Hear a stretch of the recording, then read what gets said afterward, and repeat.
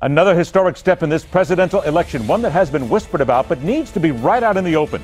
The seething violence being exhibited and seemingly allowed by all sides. Because unless we're savages, why should an election process elicit death threats?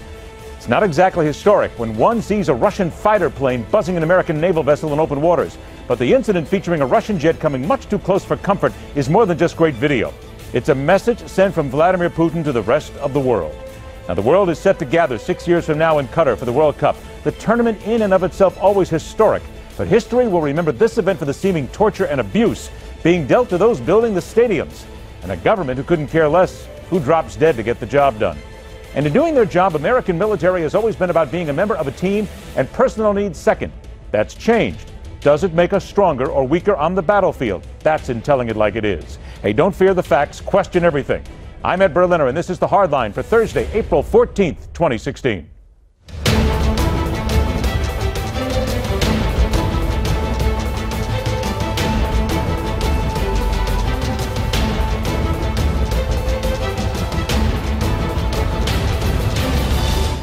That is the scene outside of a Donald Trump rally that happened earlier tonight. There have been reports of several people being detained outside that rally. I know a lot about Pennsylvania, and it's great. How's Joe Paterno? Are we going to bring that back? Right? How about that whole deal?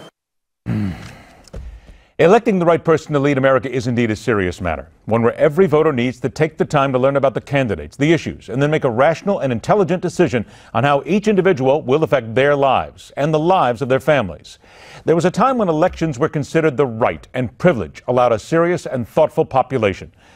But 2016 may go down in history as the year when certain Americans, voters and politicians alike, turned the selection of a leader into one of the most hateful and vile times in American history, when those seeking to do a civic duty find themselves considering bodyguards after having their lives threatened, their families' lives threatened, because they follow their conscience and won't knuckle under to threats. We have reached a turning point in America. It's where we turn next that has plenty of people scared to death. Let's bring some sanity back to the process, okay? She is senior policy analyst at the Independent Women's Forum, Hadley Heath Manning. He is the editor at Red Alert Politics, Ron Meyer. I want to thank you both for joining us. We have to start this evening with a story coming out of Colorado. The GOP chairman, Steve House, is receiving emails that are threatening his life, threatening his family's life, telling him to pray he makes it to Cleveland and to support Donald Trump or you are done. We are not going to make this a slam Trump session. We are going to look at what's happening in the election process here in America overall. Ron, I turn to you first. When we talk about this, this is one man, one state, one issue. But it really isn't. We have been building to this for months. This is vile. This is hateful. We have people talking about guns, threatening people right now. And I'm going to ask a simple question. How the hell did we get here, and how do we back out? Well, I think that's really a great question. We had a story from we have a millennial delegate out there who writes often for Red Alert Politics who's receiving similar threats. And it's really unfortunate. This year was supposed to be the chance, 2016 was supposed to be the chance to get a new style of leadership. We've had 7 years of division. We've had 7 years of partisan politics where people can't come together and unite on any issue. This was supposed to be a year where we get past that. And frankly, Donald Trump was supposed to be a candidate to help us get us past that. Someone who could bring parties together. But instead, we've seen sort of the opposite of that, which is unfortunate. And what we can't have is an unraveling of the Republican electoral process. This process, the process in Colorado, has been in place for hundreds of years. And to come in and try to say that it's unfair, these have been the rules for a long, long time. In Colorado, this process was put in place in 1912. And so to make violent threats because someone's been following the rules that have been around for literally more than 100 years is a little bit ridiculous and sad. Hadley Heath, what Ron just said here, he used the word unraveling. Fair to say that we are at that point where it would seem that what we have known for many decades is unraveling. However, there are those people on the right and on the left and unaffiliated who would say it is time for the system to unravel in some sense. We have to have a change because it has become too ingrained in frauds and liars and politicians who make a career out of basically cheating the general public. So then, knowing all that, how do we then get out and still save what's here? Well, there's a difference between the required change and reforms politically that we might seek as a nation to move forward to better represent the voices of various people in our government system and unraveling. You know, the word unraveling makes me think of chaos, and a real distrust, I think, is what we're seeing from voters for all of our bigger institutions, whether it's the media or our government or even our local school systems. You know, there needs to be some kind of factual information. People need to know what the truth is. And that's one of the despicable things, I think, that's coming out of this story in Colorado, where I live and where I participate as a voter.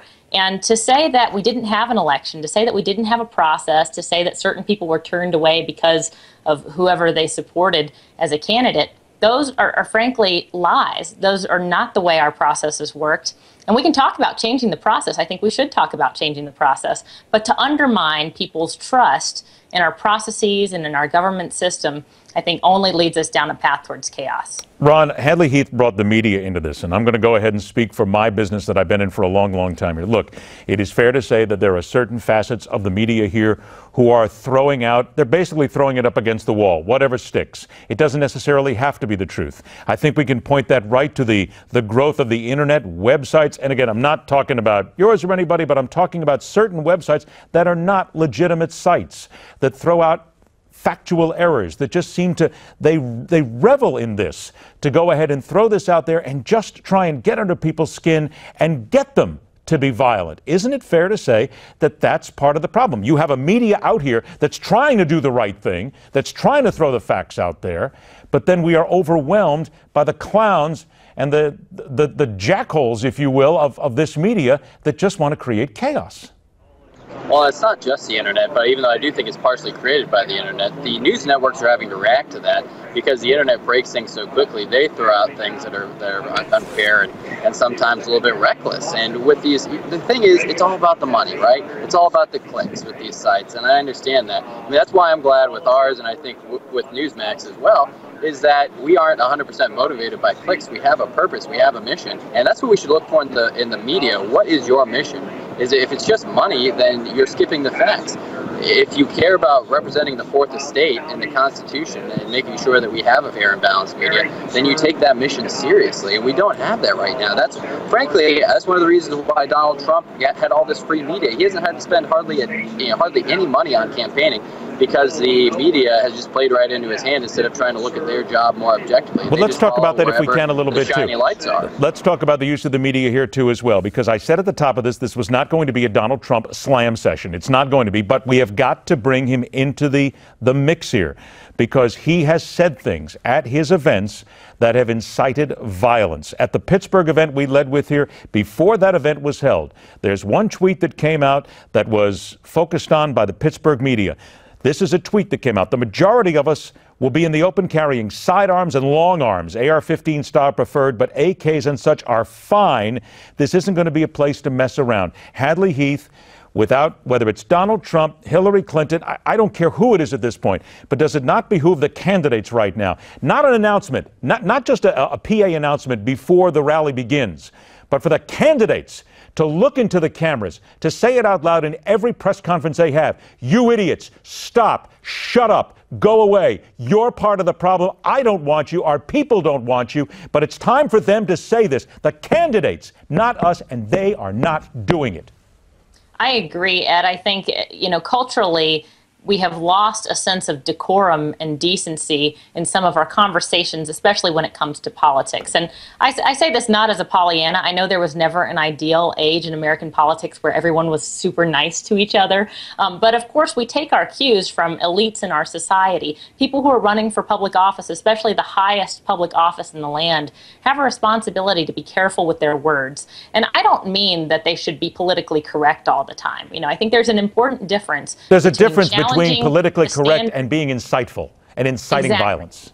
Exactly. And being a decent human being, being careful with the way we address our fellow Americans, recognizing that at the end of the day, we're all on the same team here. We want our country to succeed. We want to maximize opportunity and prosperity for all Americans, rather than using the political season as an opportunity to turn one against another. And isn't it not fair to say that the ABC News Washington Post poll came out, showed that Donald Trump is the most unpopular top-tier presidential candidate over more than 3 decades of these polls, except for former Ku Klux Klan leader David Duke. That's frightening. Hadley Heath, I only got 90 seconds left here. To you first, though. Donald Trump is now learning. He's becoming a political expert, if you will. Wouldn't it be better for him right now? You have to turn this around some way if you want to win this election. Be a little more forgiving. Get rid of these clowns. Get them out of your mix, if you will, and be the guy that is the true leader here in trying to bring some sense and lack of violence to all this. Yes? Yes, we all have a responsibility to condemn indecency and violence and vile behaviors, but we especially have the responsibility to condemn that in people who try to align themselves with us. So in terms of his own base of supporters, Trump has every responsibility to condemn any violence or any indecency towards other Americans. This is not a matter of Republican versus Democrat. In fact, Trump is also very unpopular with many Republicans. He needs to think about not just how to unify the Republican Party, but how to unify the country. And Ron, 30 seconds to you. Even Bernie Sanders has had to apologize for things that his people have said using the word whores. He's had to come after that. Every single candidate needs to get out in front of this and lead by example. It's tough to say it better than how you just said it now, Hadley just said it. What I'll say is this: how someone campaigns is how someone will lead in the White House. We've seen that with President Obama. I agree with you. We should judge these candidates by how they take a stand on this issue, by how they lead the country, by how they unify the country, by what steps they take to solve these problems. If Trump can't find a way to make himself more likable, if he can't find a way to unify the people, then he's not worthy of the office. If these other candidates can't do more to improve where they are, then they aren't worthy of the office. If they aren't willing to stop this violence and stop this type of rhetoric, then they aren't worthy of the office for which they seek. That is the perfect way to put it. It is every candidate. It is not just one. Ron Meyer, Hadley Heath Manning, thanks so much for joining us. Now, speaking of aggression, the bare-chested dictator's back on the offensive. The game is becoming more serious. Next on The Hardline.